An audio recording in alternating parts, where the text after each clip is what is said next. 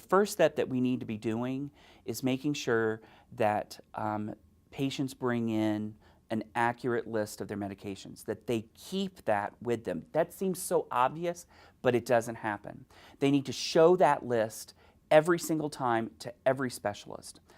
You would be surprised at the number of individuals with heart failure who still take ibuprofen or naproxen. We educate patients on how to read labels on foods, but we don't educate them sometimes on how to read labels on over-the-counter or other medications that they can get over-the-counter, like herbal supplements, that they have to look at.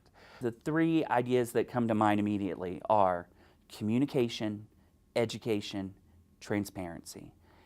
Those are the three things that have to occur between providers and their patients with heart failure. The problem is that a lot of providers only have, 10 minutes to spend with a patient.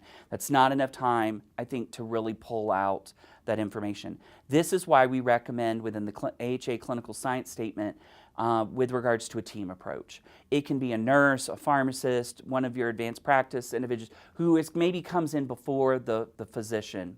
And actually is able to ask pointedly with regards to the medications. Let me see the medication list that you have. Tell me exactly any changes that have occurred. What over-the-counter medications are you taking? But they have to be pointed questions. They can't be, have there been any changes to the meds? Get patients engaged in their medication management, particularly in this population.